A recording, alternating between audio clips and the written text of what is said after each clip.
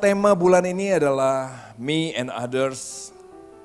Kalau saya boleh kasih judul yang kali ini giliran saya adalah Siapakah Sesamaku, kira-kira begitu ya.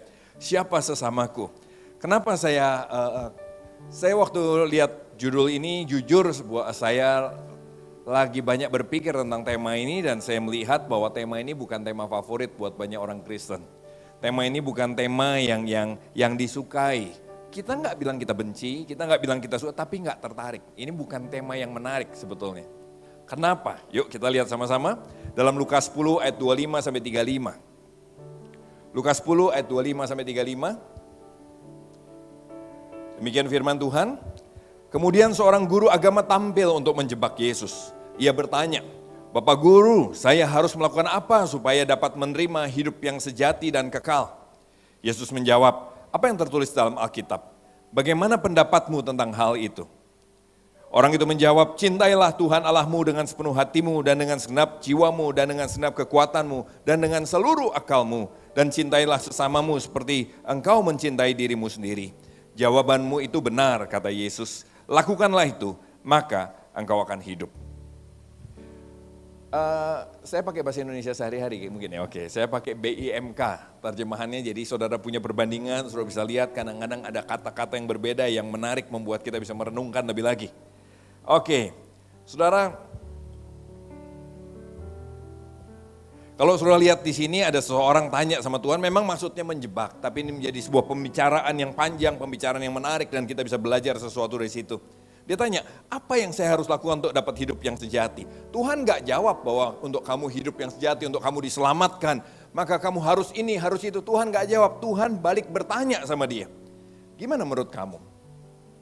Orang ini nanya, saya pengen selamat, gimana caranya? Tuhan balik tanya, menurut kamu gimana? Terus dia bilang, kalau Alkitab menulis bahwa cintai Tuhan dengan segenap hati dan kasih sesamamu. Tuhan gak bilang gimana-gimana, Tuhan cuma bilang jawabanmu itu benar, ya lakukan aja.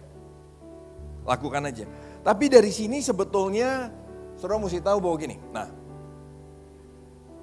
dalam pertumbuhan kita, dalam kita ikut Tuhan, ada beberapa jadi beberapa model iman. Yang pertama iman agamawi. Iman agamawi adalah iman yang gini loh, selalu gini, saya harus lakukan ini supaya saya selamat. Saya harus lakukan itu supaya saya selamat. Ya kan? Kenapa kita baca Alkitab? Supaya saya selamat. Kenapa saudara melayani? Supaya saya selamat. Dan itu disebut bahwa itu iman yang agamawi. Hampir semua kekristenan sebetulnya nggak ada yang begini. Semua setuju bahwa gini loh, kita diselamatkan karena kasih karunia. Mayoritas begitu. Kita diselamatkan bukan karena apa yang kita buat, kita diselamatkan karena kasih karunia. Ya. Allah kita bukan Allah yang transaksi. Kalau sudah lihat ini iman agamawi itu selalu pemikirannya transaksi. Kalau saya nggak lakukan, kalau saya nggak memberi persembahan, Tuhan marah nggak? Kalau saya nggak memberi begini, Tuhan hukum saya nggak? Selalu transaksional. Model yang kedua adalah model gimana gue. Ini sebaliknya lagi, ya kan? Banyak sekali juga sama. Baca Alkitab nggak usah. Halo? Sejak kapan kita bisa gak usah baca Alkitab tuh sejak kapan saudara? Di mana ada kekristenan yang gak usah baca Alkitab kalau saudara renungan begini? Gak ada. Amin. Bukan untuk transaksi. Jadi gini, kita baca Alkitab bukan untuk diselamatkan, tapi karena kita bersyukur Tuhan baik, karena Tuhan sudah selamatkan kita, harusnya bentuk ucapan syukurnya kita pengen mengenal Allah lebih lagi. Karena itu kita baca Alkitab. Kenapa kita melayani? Karena Tuhan sudah mengampuni kita, menyelamatkan kita, kita pengen terlibat dalam rencana Tuhan. Kita pengen mengenal dia lebih lagi. Disitulah kita melayani. Bukan supaya diberkati, tapi karena sudah diberkati. Bukan karena supaya diampuni, tapi karena sudah diampuni. Karena itu kita melayani. Pelayanan itu bukan suap pada Tuhan. Tuhan aku pelayanan supaya Tuhan, jadi kalau nanti masuk surga, Tuhan ingat aku ya. Itu juga bukan model iman yang tepat yang harus kita bertumbuh. Amin. Tapi ada satu lagi kalau saya lihat model iman yang individualistis. Iman yang hanya melihat dari kacamata gimana caranya saya diselamatkan. Apa yang tadi kita baca di ayat ini, itu kan begitu. Coba kita lihat. Bapak guru, saya harus melakukan apa supaya saya bisa hidup sejati dan kekal? Gimana saya diselamatkan? Pertanyaan ini kayak rohani, kayak bikin, kita semua pengen diselamatkan. Iya, tapi kalau kekristenan kita hanya bertumbuh di sini, maka tanpa sadar iman kita akan jadi model iman yang individualistis. Coba kita lihat bahwa gini, ternyata kalau individualistis gini, manusia jadi satu-satunya pusat dalam rencana Tuhan. Saudara dan saya jadi satu-satunya pusat. Makanya isi doa kita pusatnya apa? Diri sendiri. Isi doa kita adalah keluargaku, betul, pekerjaanku, mobilku, apalagi Tuhan rumahku, aku karena kita berpikir bahwa saya adalah pusat dari rencana Tuhan. Saya adalah segalanya. Padahal Tuhan punya rencana yang lebih besar dari itu. Coba kita lihat sama-sama dalam kitab Kejadian. Kejadian 1, waktu Tuhan menciptakan semuanya, maka Alkitab bilang ini, maka Allah melihat segala yang dijadikan itu sungguh amat baik. Waktu Tuhan buat yang dibilang baik gak cuma manusia. Tapi seringkali yang kita bahas di gereja termasuk di tempat saya, manusia. Waktu penciptaan manusia, kita dianggap segalanya, kita nggak pernah bahas Tuhan menciptakan alam dengan luar biasa. Akibatnya kita cuma berpikir bahwa hidup saya adalah segalanya. Padahal pada saat itu dunia diciptakan dengan tatanan yang luar biasa. Semua bisa hidup berdampingan dengan luar biasa sampai dosa merusak. Waktu dosa merusak baru kacau balau. Zaman itu nggak ada, saudara, kita semua makan, nggak ada singa makan domba, nggak ada saat itu. Semua hidup berdampingan, Alkitab bilang begitu, ya kan? Waktu dosa ada, mulailah segala sesuatu, saling memakan, saling menerkam, saling kacau balau, dan alam pun jadi kacau balau. Makanya Alkitab bilang dalam Roma 8 ayat 19, juga bahasa Indonesia sehari-hari, seluruh alam menunggu dengan sangat rindu akan saatnya Allah menyatakan anak-anaknya. Sebab alam sudah dibiarkan menjadi rapuh, bukan karena kemauannya sendiri, tapi karena Allah membiarkannya demikian. Meskipun begitu ada juga harapan ini bahwa suatu waktu alam akan dibebaskan dari kuasa yang menghancurkan dan turut dimerdekakan berarti ini, dan diagungkan bersama-sama dengan anak-anak Allah. Jadi waktu nanti Tuhan datang kedua kali, yang dipulihkan, yang dibangkitkan bukan cuma saudara dan saya dan orang percaya, tapi juga alam. Saudara, seringkali ini udah hilang dalam banyak gereja kalau menurut saya, banyak perenungan kita ini hilang. Pusatnya cuma diri kita. Akibatnya apa? Anak Tuhan gak merasa bersalah waktu buang sampah sembarangan. Allah menunggu dengan rindu saatnya Tuhan menyatakan anak-anak. Oh, kok kita baru tahu ya bahwa alam juga ikut-ikutan nunggu. Dan yang dibangkitkan nanti alam juga. Bahkan Yesaya bilang ini, aku melihat Tuhan duduk di tahta yang tinggi, menjulang dengan ujung jubahnya memenuhi bait suci. Ayat 3, mereka berseru. Makhluk-makhluk di surga itu mereka berseru, kudus, kudus, kuduslah Tuhan semesta alam, seluruh bumi penuh dengan kemuliaannya. Tuhan itu gini loh, kerinduan Tuhan bukan supaya hidup saudara penuh kemuliaan saja, tapi kerinduan Tuhan ini, seluruh bumi penuh kemuliaan Allah. Dan Yesaya melihat dari perjanjian lama loh saudara, Yesaya sudah melihat nanti endingnya seperti apa. Sama seperti kitab Wahyu, Yesaya 65 bilang ini. Nanti waktu segala langit dan bumi baru, Yesaya bilang ini, serigala dan anak domba akan bersama-sama makan rumput. Wow. Singa akan makan jerami seperti lembu, ular akan hidup dari debu. Tidak ada yang berbuat jahat dan berlaku busuk di segenap gunungku yang kudus. Firman Tuhan.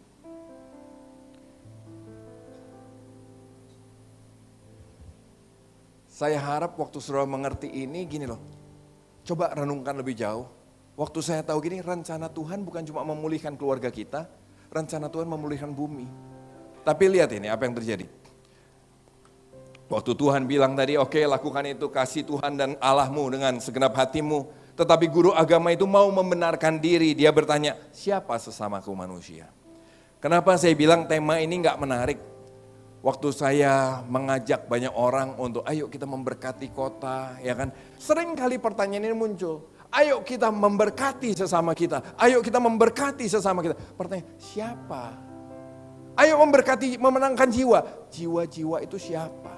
Ini jiwa bukan, itu ditanyain loh saudara. Jangan-jangan kalau saudara saya ajak juga, ayo turun. Bentar Kak Andi, kita kalau ini tuh kepada siapa? Mungkin memang cermat, mungkin begitu ya. Atau sebetulnya memang kita menghindar dari itu. Siapa sesamaku? Buat orang Yahudi ditanya begini, kenapa? Karena buat mereka yang bukan Yahudi itu bukan sesama. Itu binatang. Serius. Terus Tuhan menjawab ini. Ada seorang laki-laki turun dari Yerusalem ke Yeriko. Dari sini Tuhan mau bilang ini orang Yahudi.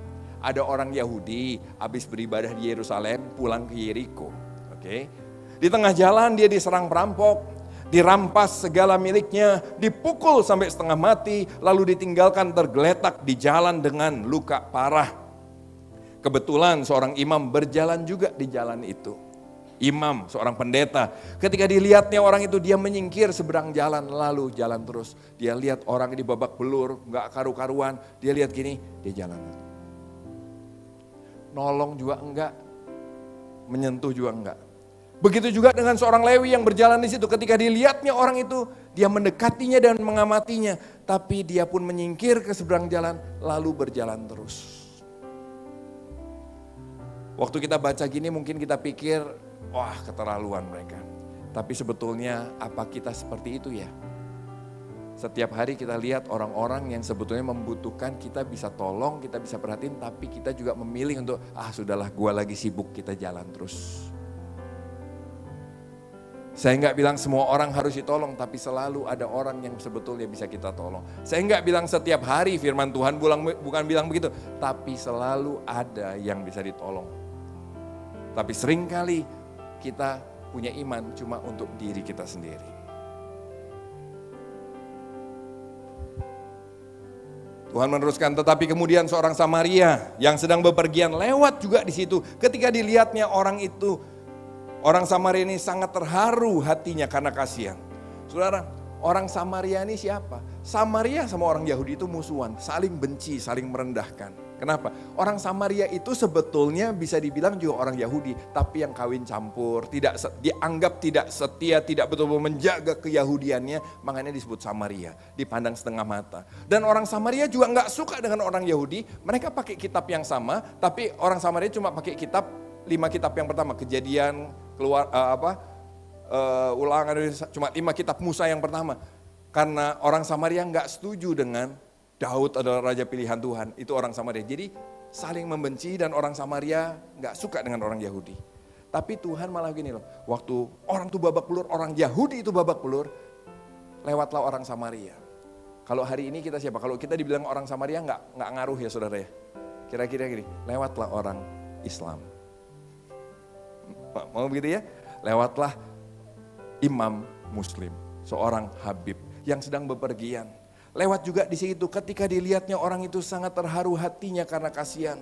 Maka didekati orang itu lalu membersihkan luka-lukanya dengan anggur, mengobatinya dengan minyak, kemudian membalut luka-luka itu. Sesudah itu Habib ini menaikkan orang itu ke atas keledainya, lalu membawanya ke sebuah losmen dan merawatnya. Keesokan harinya dia mengambil 2 keping perak dan memberikannya kepada pemilik losmen, serta berkata, rawatlah dia. Kalau ada ongkos-ongkos lain saya akan bayar nanti apabila saya kembali kemari.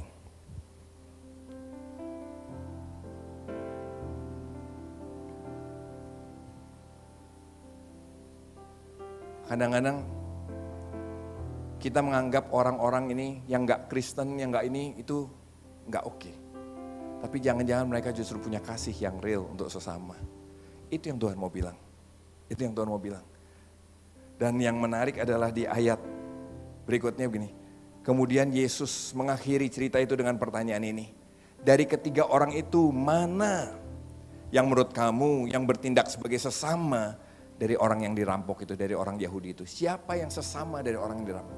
Tuhan gak nanya siapa sesamamu, kok guru ini. Tuhan tanya yang dirampok tadi siapa sesamanya.